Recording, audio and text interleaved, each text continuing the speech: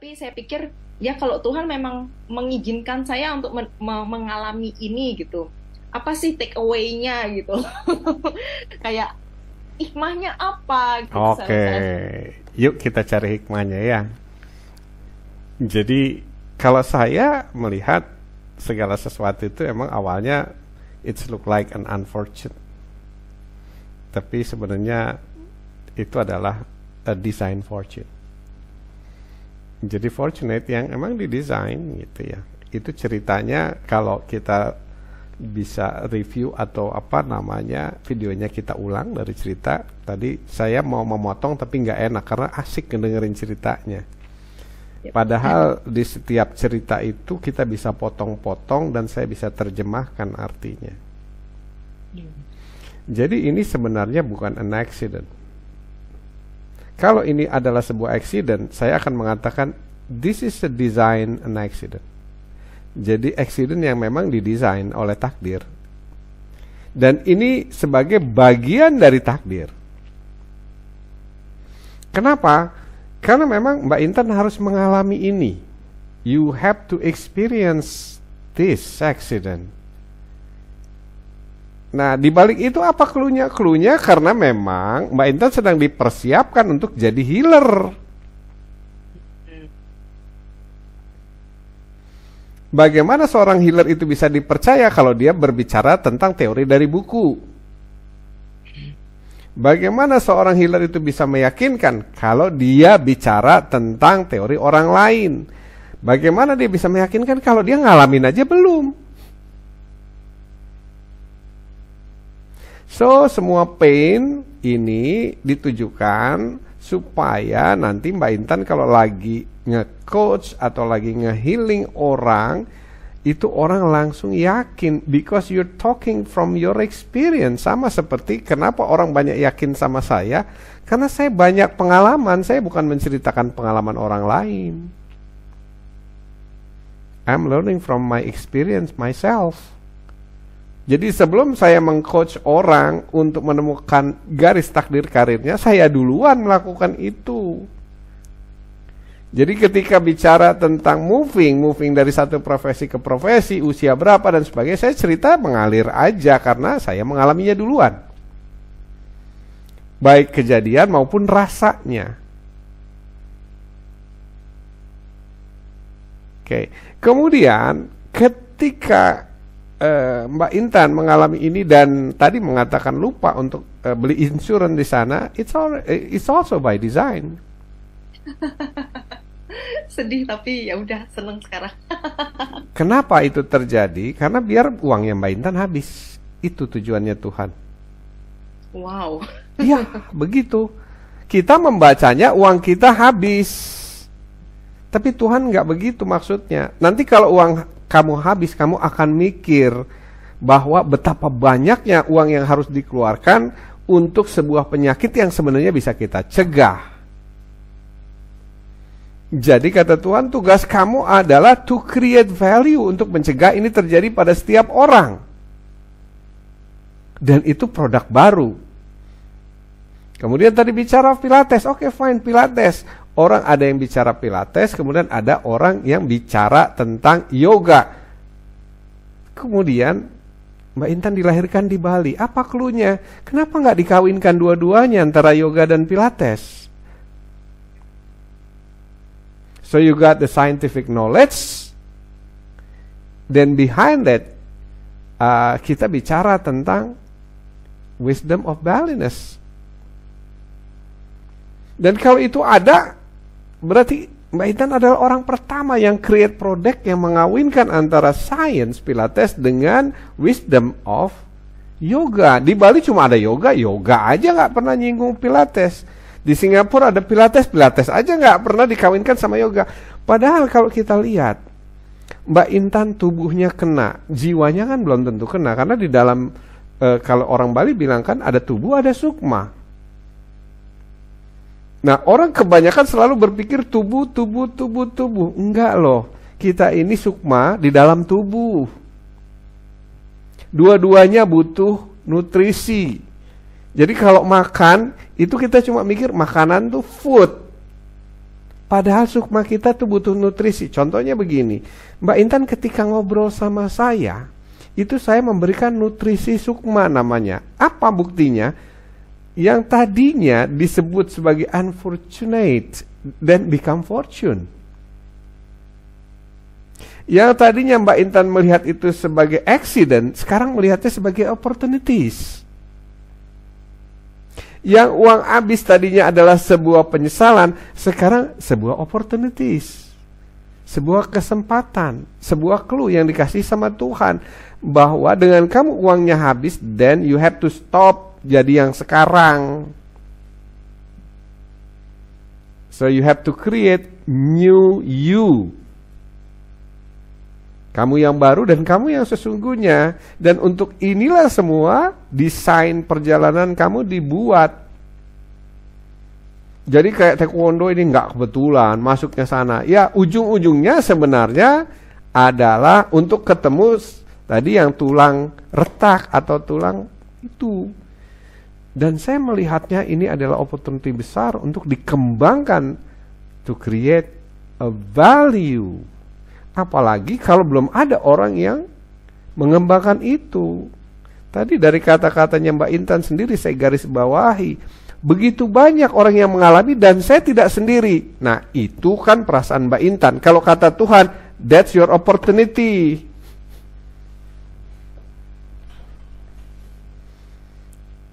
Itulah tujuan kamu dilahirkan. Untuk mengatasi masalah ini. By creating value. Nah itulah kata Tuhan, ketika kamu dilahiri aku lengkapi sama cara berpikir yang sistematis, logika yang bagus, fisik yang menunjang, cara bicara yang ekstrovert walaupun pastinya truly introvert. Tapi seorang yang truly introvert tanpa kombinasi ekstrovert nggak mungkin bisa bicara kira-kira 20 menit dan saya diam mendengarkan. Nah itu menunjukkan bahwa you are potentially to be a coach. Karena coach itu perlu bicara. Makanya saya tidak mau memotong tadi, saya cuma ingin menguji seberapa lama dia mampu berbicara tanpa saya potong. Dan this is about 20 minutes. Itu baru satu part, kita bicara tentang tulang belakang. Artinya apa? Memang itu by design gitu. You are design untuk bicara sama orang. Nah kemudian didesain sebagai introvert, tadi saya katakan, itu adalah kombinasi yang jarang dimiliki kecuali oleh golongan Brahmana.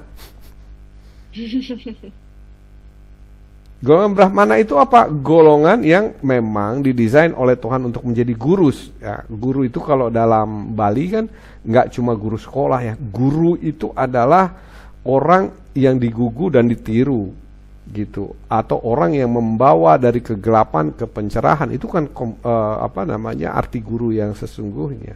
Dan dia bisa di semua bidang. Nah ini mulai kebacakan clue-nya ya. Jadi kalau kita mulai punya sensitivitas yang disebut sebagai sensitivitas wisdom of Balinese, maka kita akan bisa membaca setiap peristiwa yang kita alami. Apa ini behind the scene-nya? Apa ini maknanya? Apa ini maksudnya? Apa ini message-nya? Jadi nggak kebetulan kalau Mbak Intan lupa beli insurance. Karena seringkali Tuhan membuat orang untuk mau kembali ke garis takdirnya atau memilih garis takdirnya itu dengan cara mendorong dengan berbagai macam kesulitan. Ya termasuk salah satunya uang habis tadi. Itu udah kode banget lah. Setiap orang yang pindah dari garis takdir A atau garis nasib saya menyebutnya, untuk kembali ke garis takdir pasti dia akan mengalami fase keguncangan finansial. Tapi di awal-awal aja. Iya. Kalau dia fokusnya tidak di keguncangan finansial, tapi terus ke dreamnya, terus ke ide-idenya, creativity dan rencana, nggak lama kok itu. Dalam 3 tahun itu udah fruitful. Dan nanti dalam 5 tahun sampai 10 tahun itu udah nggak kebendung. Dan sebenarnya yang ingin saya sampaikan ke Mbak Intan adalah pesan Tuhannya, ini sebenarnya bukan short term career, tapi long lasting career. Yang nanti Mbak Intan bisa lakukan ini sampai tutup usia. Semakin senior Mbak Intan itu semakin powerful, semakin valuable. Karena sistem keilmuan kan kayak gitu ya. Profesor itu kan semakin banyak jam terbangnya semakin dihargai orang. Nah, kira-kira kayak gitu. Ada yang ingin disampaikan? Ada. Silakan. Ya itu yang tadi ayah dibilang apa, tantangannya finansial. Sabar ya, nggak apa-apa, ungkapin aja semua. Ya. Nanti saya jelasin. Saya soalnya itu tadi yang saya cerita, wah ternyata mau jadi guru pilates itu kalau misalnya mau ikut pendidikannya itu bisa sampai puluhan juta, dan itu saya nggak expect sebenarnya gitu.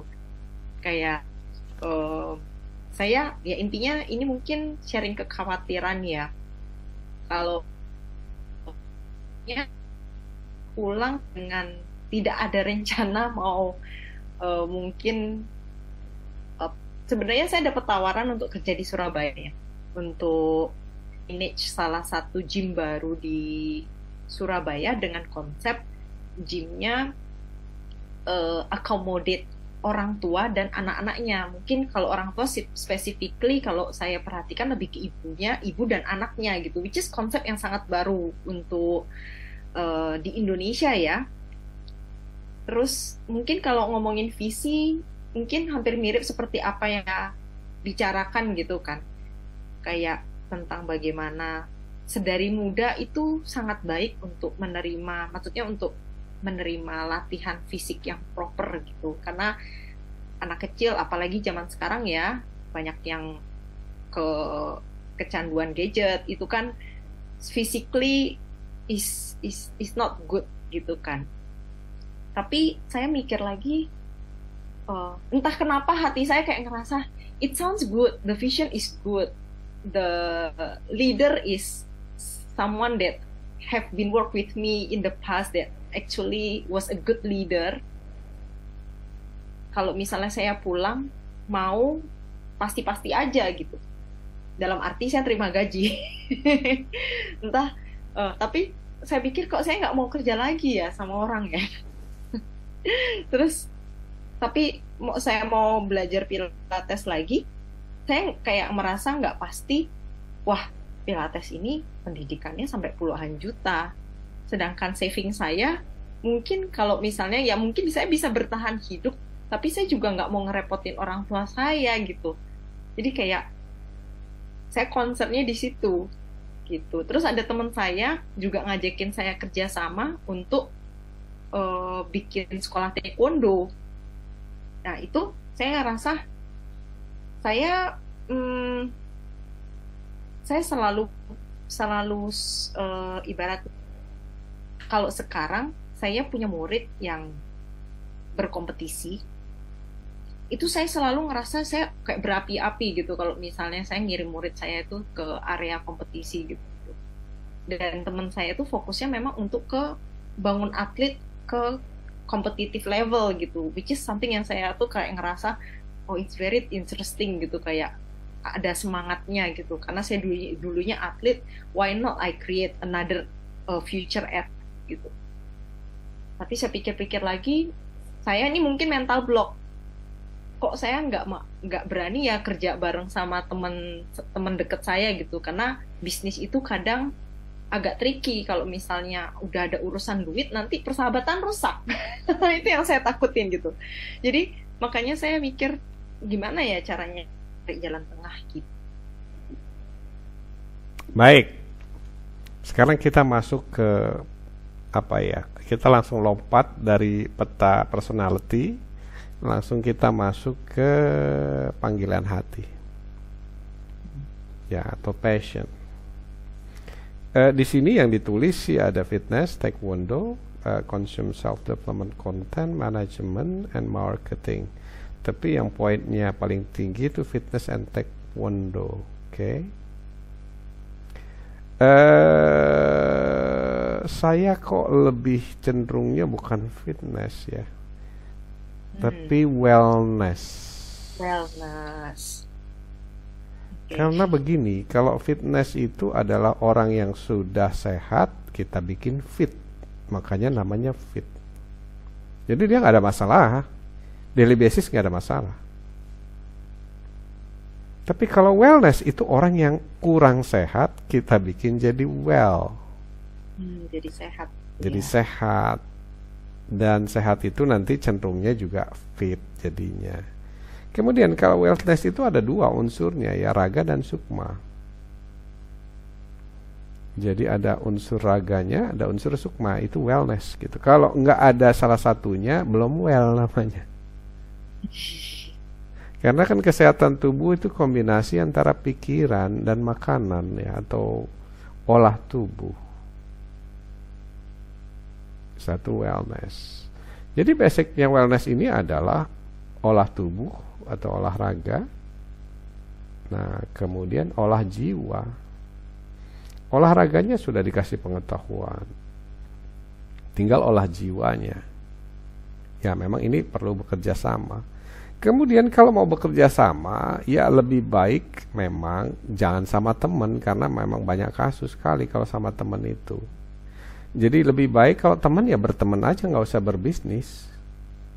Saya tidak pernah mau berbisnis sama teman karena memang track recordnya begitu. Karena teman itu selalu menganggap kita teman, bukan sebagai pebisnis. Gitu. Jadi ya udah, kita berteman aja. Saya konsepnya sama kok. Nggak pernah mau berbisnis sama teman, karena saya baca sejarahnya bisnis sama teman itu pasti ujungnya bubar dan nggak baikan jadinya. Nah itu juga, terus jus apa gitu kan, itu semuanya sama teman tapi akhirnya bubar. Ya begitulah memang. Jadi kita harus, kalau orang bilang berbisnis sama teman, oh saya sangat menghindari, karena dia selalu berpikirnya kita bukan profesional tapi teman. Sedangkan bisnis itu perlu profesional dalam semuanya. Jadi lebih baik starting sendiri, kemudian atur platform bisnisnya seperti apa, terus bekerja sama. Bekerja sama tuh dalam artian bukan dalam satu perusahaan, tapi saya membutuhkan kemampuan ini, yuk kita join bareng, bagi paruhnya gimana gitu. Apakah kita membayar ataukah bagi hasil, tapi perusahaannya tidak dimiliki bersama, itu intinya. Jadi ini dimiliki oleh seorang aja gitu. Kalau bekerja sama ya jarang sih yang awet ya. Kemudian yang kedua, ini pilihannya adalah taekwondo, sport coaching. Oke. Kalau sport coaching, memang itu adalah jalannya. Cuma ada cumanya ya. Yang pertama, batasnya sampai kapan? Karena olahraga itu ada batasnya, termasuk coach juga. Tapi kalau wellness itu, tadi saya katakan, wellness itu sampai tutup usia. Nah, kemudian kalau coach, kalau kita menjadi wellness coach, kita bisa masuk ke taekwondo dalam hal wellness coachnya, bukan taekwondo coachnya. Nah, saya melihat dari uraian Mbak Intan, sebenarnya yang dibutuhkan dari taekwondo ini adalah wellness-nya, bukan coach taekwondo technical-nya. Kalau itu kan sudah banyak. Justru kalau Mbak Intan masuk ke situ, it's udah familiar competition gitu. Jadi pelatih lain juga banyak, dan itu setiap tahun melahirkan ribuan pelatih baru kan gitu. Tapi kalau kita bicara aspek wellness atau safety-nya, kan itu belum ada. Sampai Mbak Intan mengatakan, kalau seandainya saya tahu ini dari awal, itu adalah clue dari Tuhan. Sekarang kamu udah diberitahu sama Tuhan, jadi mulai. Karena orang lain juga akan begitu nanti. Apakah nunggu dia mengalami dulu, atau kamu mau ngambil action, kamu yang akan mencegah supaya mereka nggak ngalamin. Jadi you are the martyr, you are the hero-nya. Martyr. Ya. Ya dong kan untuk menjadi pahlawan pasti ada kejadian di mana dia pernah ngalami apa kan gitu. Makanya kan kalau kita lihat pahlawan kan ada yang tangannya tinggal satu, ada yang begini, ada yang begitu. Nah tapi kita nggak separah itulah. Ya, kita dibuat sama Tuhan mengalami. Nah habis gitu dari pengalaman kita mau apa? Mau I see gitu aja atau oke, come on, yang lain nggak boleh ngalami ini. Dan itu kan value namanya. Dan that's your opportunity. Oke. Jadi sekarang kan ini lebih spesifik ya, fitness atau terserah, kalau saya lebih feelingnya kok wellness ya. Untuk jangka panjang ya. Ya, jangka panjang. Jangan yang kayak cuma short term aja gitu. Iya, karena begini ya, setelah saya pasca 50, saya sadar bahwa kita ini bakal tua deh. Satu, kalau udah tua tuh gradasinya menurun, nggak stabil, gradasinya turun. Kenapa nggak kita coba ambil wilayah-wilayah yang mempertahankan diri supaya lebih stabil, masa tuanya juga membantu orang. Jadi kita dapat dua-duanya, internally kita sendiri, wellness, dan externally kita bisa bantu orang untuk prepare wellness dari awal. Itu wellness. Dan itu wellness itu bidangnya luas, cakupannya kita bisa fokus, misalnya mau ke yoga kah, atau mau ke pilates kah, atau dan sebagainya. Yang penting tuh hati kita tertarik dulu pilates. Kalau bicara masalah uang, come on, jangan pakai dompet kita, pakai dompet Tuhan. Iya, powerful. Berapa banyak kalau kita ingat-ingat masa kecil kita nggak mampu, bahkan beli seragam taekwondo aja nggak mampu. Lantas Tuhan kirim kreditan, leasing coba. Loh, itu kalau diterjemahkan kan leasing. Benar. Orang bilang nggak mungkin ada leasing beli seragam taekwondo. Ada kok, buktinya saya. Nah, caranya kan Tuhan yang ngatur. Siapa yang ngetuk hatinya Koko? Kalau nggak ada yang ngetuk-ngetuk, nggak ada yang noel-noel tuh nggak mungkin dia punya ide ngelisingin beli seragam. Ya, betul. Apa kepentingannya dia gitu kan? Nggak ada kepentingannya, cuma ingin bantu aja. Makanya saya bilang dia angel, itu salah satu angel.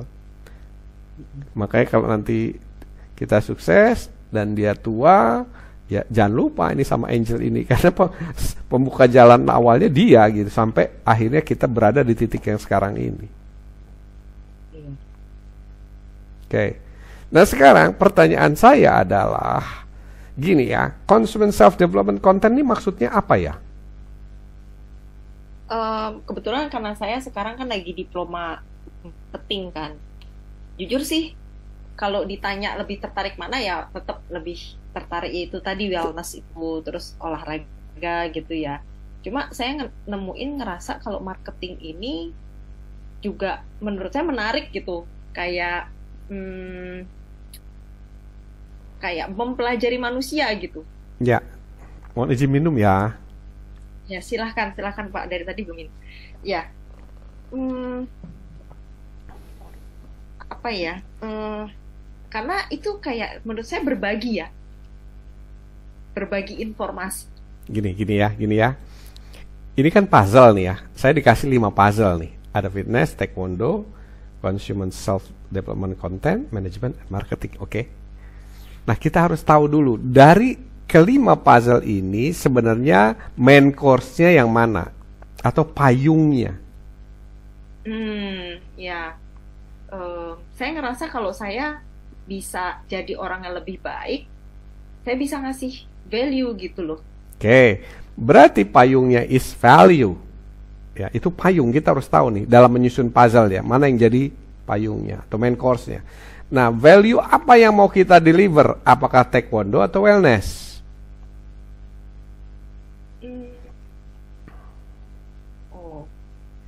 Jadi tanya saya nih. Iya. Hatinya bilang apa? Lebih tertarik ke wellness kemudian atau di taekwondo? Taekwondo sudah dijalani, wellness mungkin belum. Karena kalau wellness bisa masuk ke taekwondo, tapi taekwondo belum tentu bisa masuk ke wellness. Ya betul. ya kalau strategically, ya berarti ya. Rasain aja, dirasain di hati. Nanti pelan-pelan ya, habis ketemu saya ini nanti ini kok otaknya terus muter. Terus hatinya terus peka ya. Nanti otak sama hati itu tektok ya. Kalau ditanyain saya ngerasa saya pengen bangun karir jangka panjang ya, dalam Ya. artian Oke, catat itu ya, karir jangka panjang. Oke, terus lanjut. Itu ya, hati, jadi itu suara hati tuh. ya saya strategically pengen eh, ke wellness gitu. Oke. Saya mungkin kayak ibaratnya nggak terlalu fokus ke taekwondo, tapi saya masih sama taekwondo gitu. Oh, itu nanti bakal dicari orang-orang taekwondo kok. Tapi dengan value yang lebih tinggi daripada sekedar coach. Hmm. Kalau hanya coach taekwondo, ya seperti saya katakan, nanti banyak coach-coach lain. Terus value lebihnya apa kan? The question is, value lebihnya apa? Kalau cuma coach taekwondo, udah kok pernah gitu. Nah sekarang, apakah kita mau berhenti di coach aja atau kita coach khusus? Gini lah kira-kira ya, saya bikin TK. Ini analogi ya, atau perbandingan. Saya bikin TK, kemudian TK saya sama dengan TK-TK lain. Terus value lebihnya apa saya mau masukkan ke TK-nya Ayah Edi? Apa bedanya? Apa bedanya, sama-sama TK kok. Nah, TK saya itu mengizinkan anak main sampah. Saya observe selama seminggu. Di mana akhirnya kita dapat picture-nya bahwa oh ini anak begini kelebihannya di sini. Nah, baru kita susun kurikulumnya supaya nanti jadi ahli persampahan. Kenapa? Ini adalah masalah terbesar di negeri kita. Kita nggak mampu ngolah sampah. Kita punya gambaran sampah itu dibuang ke sungai atau dibakar. Kan itu the worst country in the world. Di Singapura nggak ada itu. Kita nggak pernah lihat itu dan mencium itu. Kita kalah sama negara setitik.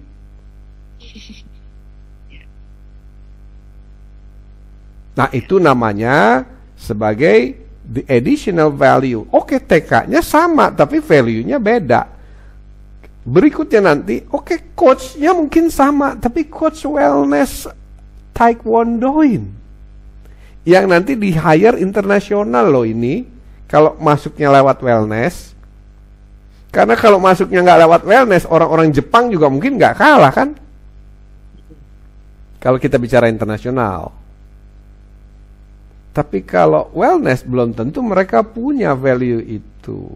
So yang kita pikirkan, oke, taekwondonya sama, coachnya sama, value-nya yang beda. Karena kita itu dihargai berdasarkan value. Kalau saya punya value, maka orang lain akan mengikuti jadwal saya. Tanggal berapa kita konsul, jam berapa kita konsul, itu yang decide saya. Atau paling tidak melalui manajemen saya. Itu karena value. Makanya yang harus kita kejar itu adalah value. Begitu value kita itu dibutuhkan oleh orang lain, maka kita yang memanage orang lain, kita yang mengelola orang lain. Dan jiwa itu ada di dalam Mbak Intan karena kita punya kemiripan.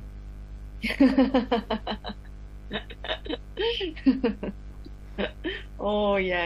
Ya secara batin Mbak Intan pengennya begitu hidupnya kan? Bener-bener.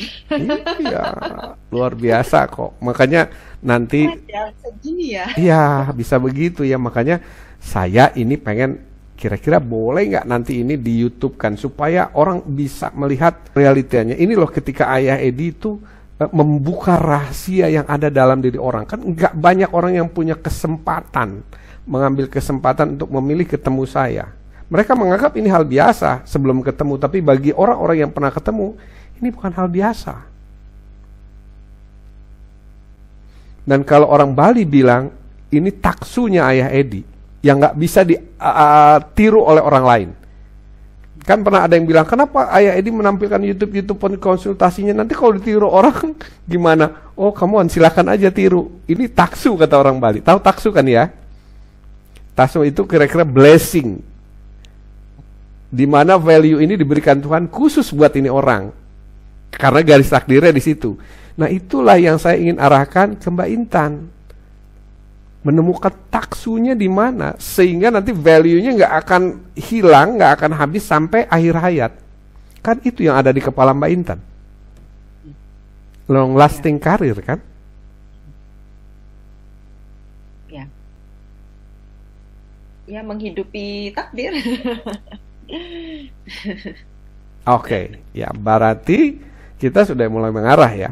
Nah, kalau misalnya mengarahnya ke wellness, Mbak Intan nanti akan punya value di situ dan pelajari itu. Bahwa Mbak Intan tuh bisa menguasai begini, bisa menguasai ini, bisa menjelaskan ke orang untuk anticipation dan sebagainya yang tadi diceritakan sama Mbak Intan sendiri, itu nanti yang membutuhkan bisa berbagai jenis. Termasuk salah satunya taekwondo. Jadi kalau kangen sama taekwondo, ya kembali lagi. Ya saya mau deh gitu. Jadi sebagai nostalgia. Tapi nggak cuma taekwondo loh nanti yang membutuhkan wellness itu. Makanya saya ingin mengarahkan ke value yang Tuhan mau. Dan Ya, saya punya klien waktu saya jadi PT dulu, ibu-ibu, dokter juga. Saya sempet yang kayak udah lama banget karena nggak ketemu, pandemi segala macem. Tapi ibu itu masih kenal, masih ingat sama saya. Dan dia bilang sama saya, kamu PT terbaik dalam hidup saya. Saya ngerasa, wah, karena kamu ngasih saya value, karena kamu kasih saya jadi lebih sehat, jadi lebih semangat untuk olahraga gitu. Saya jadi ngerasa, wah, saya bisa membuat orang merasa seperti itu gitu loh. yes, Merasa hidupnya saya tolong gitu. yes, Bahkan lucunya saya ngerasa, wah saya udah lost kontak sama dia beberapa tahun dan nggak ketemu dia. Sampai hari ini ya, Ayah Edi ya, waktu saya operasi, itu dia bisa kirimin saya bingkisan makanan. ya, ya, Saya ngerasa orang ini masih ingat sama saya gitu. iya, ya itulah value. Value itu long lasting. Dia nggak akan melihat itu sebagai suatu hitung-hitungan bisnis. Mbak Intan percaya ya, murid saya dulu pertama kali saya mendirikan TK kira-kira 18 tahun yang lalu, sampai sekarang itu masih berhubungan sama saya, orang tuanya dan anaknya. Bahkan yang selalu mengirim bingkisan tiap tahun itu parcel, itu ada. Terus yang setiap tahun itu ngajakin makan siang, ya, just to say thank you yang nggak ada habis-habisnya. Kan harusnya udah lo bicara bisnis dia bayar kok gitu, konsultasi gitu. Itu nggak begitu hitungannya. Saya selalu di-invite untuk makan siang di restoran yang terbaik yang dia bisa offer ke saya, dan itu rutin. Wow. Ya rutin. Baru berhenti tuh ketika saya pindah keluar kota gitu. Jadi berjauhan letaknya ya. Dan banyak lagi gitu. Makanya jangan kita create business, create value. Orang-orang hebat itu create value. Orang yang berpikir create business itu gampang dilibas oleh kompetitor. Ya, betul. Kenapa saya menekankan ke value bukan ke produk? Karena produk itu gampang diimitasi. Tapi value silakan aja imitasi Ayah Edi. Mulai imitasi cara bicaranya, cara berpikirnya, tekniknya, pengetahuannya. That's not easy, karena ini adalah ciptaan Tuhan. Kalau orang Bali bilang taksu diberikan hanya untuk satu orang. Oh. Ya, ya. Jadi nggak ada yang namanya imitasinya. Kalaupun ada, nanti orang akan langsung tahu kok itu imitasi. Makanya waktu ada yang Ayah Edi juga, ya orang langsung rame gitu. Oh ini yang Ayah Edi titik-titik ya gitu. Tapi nggak apa-apa, nggak apa-apa. Saya santai aja gitu. Karena saya tahu konsep alam semesta tuh kayak gitu bahwa itu kita create value. Ketika kita udah ketemu itu namanya orang Bali bilang taksu. Dan ketika kita sudah berada di garis taksu kita, ya taksu itu cuma dikasih untuk satu orang itu, privilege dari Tuhan. Wow. Nah makanya ya kalau misalnya nanti Mbak Intan mengizinkan ini ditampilkan dengan diedit yang nggak penting-penting, ya hanya disajikan yang poin-poin utamanya aja, maka ini bisa wow juga sih. Ini bagian dari value juga. Sebenarnya yang saya create pada saat proses konsultasi ini value, karena saya tahu betapa banyak orang-orang yang seperti Mbak Intan. Di titik Ya, tertentu, saya ini mau kemana nih? Saya sudah sekian. Terus arahnya yang benar tuh gimana sih gitu. benar-benar. Penuh keraguan, ini takut salah, takut benar, ini benar nggak ya? Masa kita mau jalan tuh dengan keraguan? Ini arahnya udah benar belum? Ya nggak bakal nyampe kemana-mana. Betul. Tahu-tahu waktunya udah habis. Iya. Iya, saya nggak mau gitu. Itulah kebaikan Tuhan, karena ada di pikirannya seperti itu. Saya nggak mau gitu, kata Tuhan, didorong, ayo ketemu Ayah Edi, ayo ketemu Ayah Edi, tuh lihat tuh, ditampilin tiba-tiba di media sosial muncul dengan sendirinya, pluk gitu. Siapa yang atur itu coba? Banyak kan kayak yang kemarin tuh konsultasi terakhir bilang, saya tuh nggak cari Ayah Edi loh, tapi tiba-tiba saya buka media sosial munculnya Ayah Edi. Coba dilihat yang kemarin itu. Iya, iya, iya. Oke. So, ketika pasal 5 ini kita coba urai, maka selain fitness, kalau menurut saya, selain kita ganti aja wellness ya. Selain wellness, maka yang lain ini adalah ikutannya atau supporting tools-nya. Kalau taekwondo ini adalah jalan pembuka menuju wellness, yang consume self-development content, management and marketing ini adalah keahlian-keahlian lain yang menjadi support yang dibutuhkan untuk starting atau startup create value ini. Misalnya begini, kita bicara manajemen. Oh jelas nanti ketika create value ini kan akan menjadi bisnis dan dia perlu manajemen yang bagus. Kalau enggak orang kecewa. Misalnya begini, kayak kita rencana, oke, konsultasi tanggal sekian, jam sekian, sekian, dan that's on time kan. Kalau manajemennya nggak bagus, orang kecewa. Dan kalau kecewa dia akan cerita. Iya. Orang cerita itu adalah bad marketing. Dan orang puas itu is very very good marketing. Ya, word of mouth. Ya. Nah, makanya sama Tuhan dicolek-colek lah. Ayolah masuk ke manajemen, belajarlah manajemen. Nah, biar nanti kalau udah mau mulai kamu bisa create manajemen yang bagus. Terus belajarlah marketing, biar kamu nanti belajar gimana sih soft marketing. Ya. Kebanyakan orang kan hard marketing. Soft marketing tuh gimana? Nah, pelan-pelan soft. Soft marketing itu adalah dari mulut ke mulut. Itu nggak ada yang ngalahin itu. Benar-benar itu nggak ada yang ngalahin.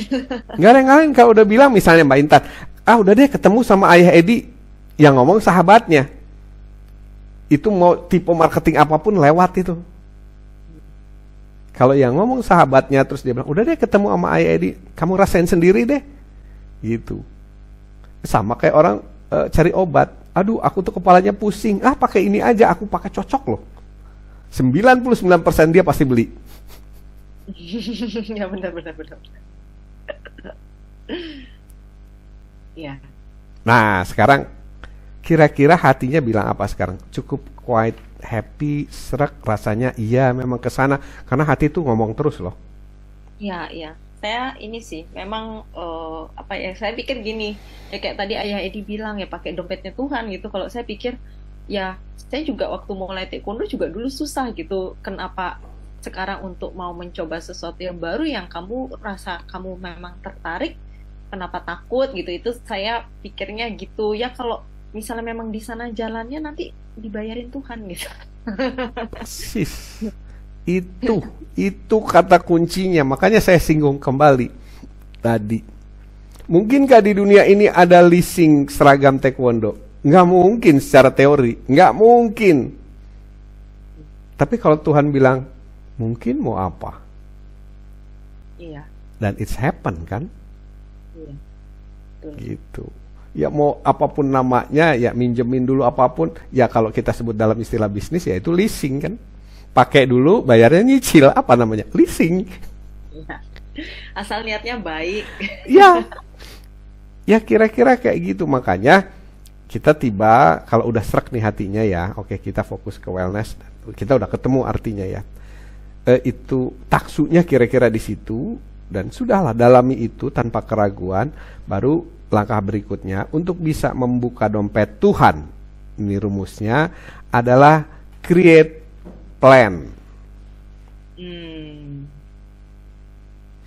Ketika 18 tahun yang lalu saya jadi Ayah Edi pertama itu, hati saya bilang nggak mau kerja lagi, nggak mau kerja. Padahal teman-teman saya itu udah jadi VP di Jakarta. Saya pulang dari Amerika tuh teman-teman udah jadi VP, ada yang jadi director. Terus ngeliat temennya orang baik menurut mereka ya, bukan kata saya. Orang baik nggak kerja. Kebayang dong, mereka teriak-teriak telepon, ngajakin datang ke kantor. Terus sampai ada teman baik saya sampai bilang, lu nggak usah tes-tesan, cukup datang interview, garantinya gua. Nah dianya VP, jadi garantinya VP, udah pasti masuk kan gitu. Nah saya mau dimasukin sama dia levelnya VP juga. Itu yang menjadi kenangan manis tapi pahit ya. Maksudnya begini loh, saya tolak itu, coba bayangin. Demi suara hati. Suara hati saya cuma bilang gini waktu itu, kalau saya ambil peluang ini, oke, saya aman, gajian pasti dan sebagainya, dan kedudukannya bagus. Garantinya teman sendiri, nggak pakai repot, tinggal masuk. Tapi hati kecil saya bilang begini, you're back to square one. Kamu kembali lagi ke titik start. Dulu kamu berasal dari sana, sama mereka, kerja bareng mereka, sekarang mereka udah VP, kemudian kamu diajak lagi untuk gabung lagi sama mereka. Karena biasanya kan teman convenient kerja sama temen kan, kalau mereka cocok kan enak, satu level gitu, kerja barengnya enak, nggak ada yang saling sikut, nggak ada tikung dari belakang, kan biasanya begitu kalau di dunia pekerjaan ya. Siapa yang bisa dipercaya ya itu dikasih kepercayaan. Dan itu nggak saya ambil, dia sampai ngomong gini, 10 hari gua tungguin lu 10 hari, 10 hari nggak ada jawaban, kasih orang. Dan 10 hari itu nggak saya jawab. Saya juga nggak tahu, gila itu. Tapi itulah yang saya sebut nyali. Nah makanya kenapa saya bisa mengcoach, karena saya mengalami. Bagaimana mungkin seorang Mbak Intan bisa menjadi coach yang hebat kalau dia nggak cerita tentang pengalamannya. Bagaimana dioperasi, berapa habisnya itu operasi, terus bagaimana begini, bagaimana begitu, terus bercerita tentang rasa sakitnya. Dan itu kan nggak ada di teori. Menurut buku ini tuh sakitnya kayak gini, kan lucu kalau ada coach ngomong begitu. Benar-benar.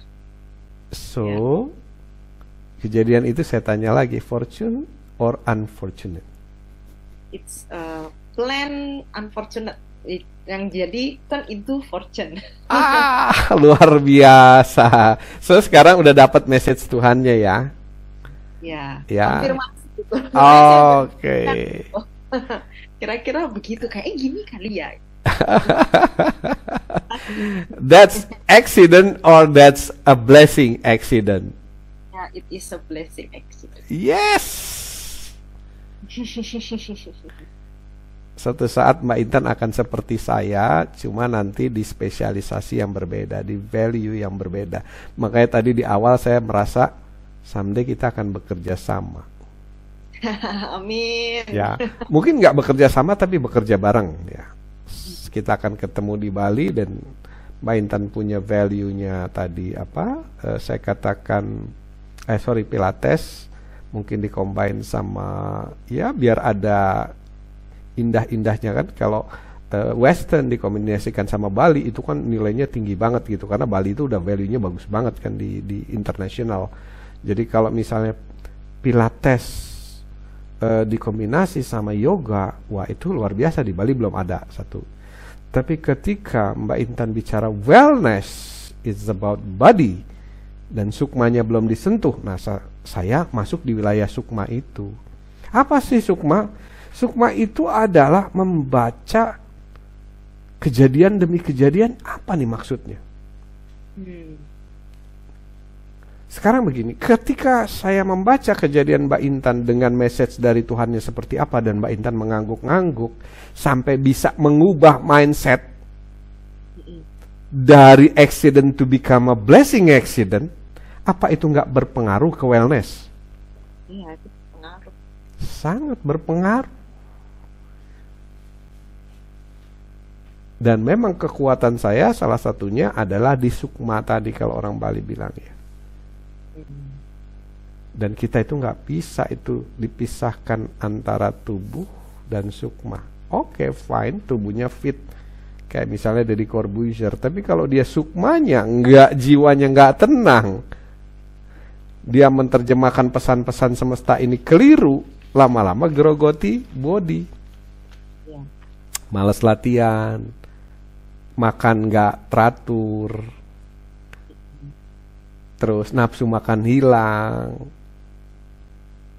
Nah, makanya saya katakan wellness itu nggak bisa lepas gitu. Makanya jargonnya dalam wellness itu adalah mind-body connection. Ya. Ya, soul, mind, body connection. Dan nanti ketika brand itu jadi, tentu saja membutuhkan spesialisasi. Biasanya Tuhan nggak ngasih semuanya tuh. Yang misalnya mind dia kuasai, body dia kuasai, soul dia kuasai.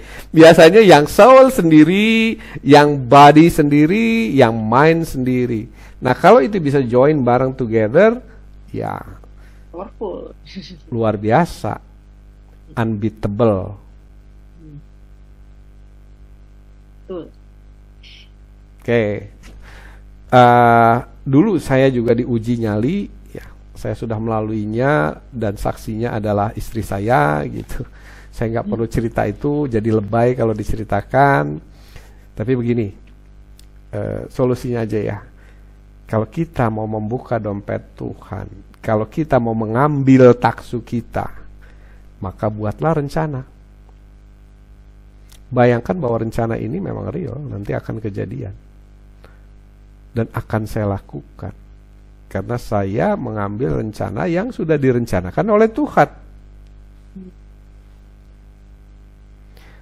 Nah, mengenai nanti di situ ada liku-likunya, ya pasti. Sama kayak orang bikin rumah, terus dia bikin blueprintnya. Nih kalau jadi rumahnya kayak gini nih, pengennya tingkat 2, kamarnya ada sekian.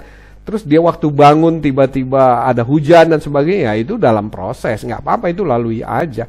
Jadi nggak berarti kalau itu takdir langsung semuanya mulus, nggak begitu. Kalau ketika terjadi problem ada yang bantu, selalu begitu. Ya. Seperti itu. So, yuk kita mulai. Oke.